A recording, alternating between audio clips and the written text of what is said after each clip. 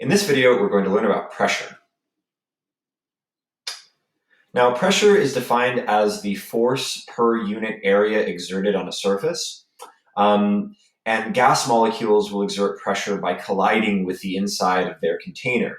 So if we look at a general example outside of gases, we have it right here. There's a block that is pushing against this blue surface. Now, this block is exerting a pressure that is equal to the force of the block hitting divided by the area over which that contact is being made between the block and this surface. So let's just say that this block is incapable of piercing through the surface because it doesn't really exert enough pressure. If I wanted to, I could increase the force. I could have this block hit the surface harder and maybe exert more pressure to break through. Also, if I wanted to increase the pressure, I could sharpen the tip of the block and make it so that instead of exerting the same force on a large area, if it's pointier, then it's exerting the pressure over a lesser area, which actually makes it a greater pressure. And that's why we have this inverse relationship between pressure and area and direct relationship between force and pressure.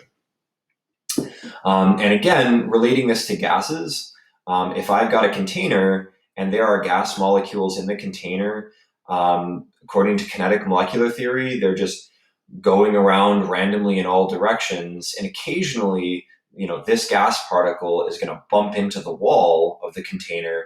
And so that is an example of exerting pressure. It is pushing out against the container.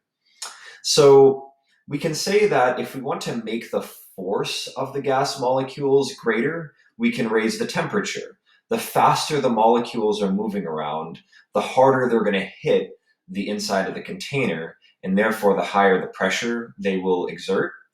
Additionally, if we want to raise the pressure in a system, we could make the volume of the system go down, because volume and surface area will be related.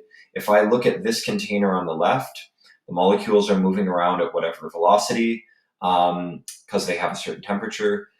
They're exerting some amount of pressure, but if I push this down, this plunger down, to make the volume in which the same number of gas particles are, in which they are located, to make that volume smaller, then if the volume is smaller, also that surface area of this container now is going to be much less. And so as a result, these gas particles will be exerting the same force, but over a smaller surface area. It's analogous, this change is analogous to the previous case where you are making this block a little bit pointier. And this analogy up here, raising the temperature, is analogous to having the block hit the surface a little bit harder with more force. So pressure can be measured in different units.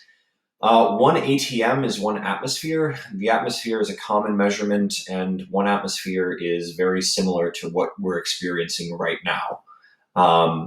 There's also 760 torr, or 760 millimeters of mercury, that is equal to standard atmospheric pressure, 1 atmosphere. And that's also equal to 101.325 kilopascals. I'm also going to point out that there is a unit called the PSI, which stands for pounds per square inch. And this is something that you'll see for tires, for example, for your bike, for your car. We won't really use that in this class, but I'm bringing it up because it kind of underlines force per area. Pounds is a force, and square inch, well, inches squared, is an area. So force over area can be expressed in pounds over inches squared, just to underscore what pressure truly is. Now, Dalton's law of partial pressures is something else you'll need to know. And this states that the total pressure in a mixture of gases is equal to the sum of the pressures exerted by each individual gas. So if I've got a container and the container has in it some nitrogen, and also, so this is going to be N2, it also has some O2, and there we go. And we're going to have 6 of these. So, whoops. The total pressure, there we go. The total pressure exerted by all of these particles is going to be equal to the pressure exerted by the nitrogen plus the pressure exerted by the oxygen. So I'm actually just going to write this out as the total pressure, the pressure total is equal to the pressure of the pressure exerted by the nitrogen plus the pressure exerted by the oxygen. And we will get into details on calculations that you can do with this and relating pressures to moles of gas and things like that a little bit later. But this is a fundamental that you'll need to know at least at this point. So I hope this video has been helpful. Let me know if you have any feedback or questions in the comment section below. Thank you.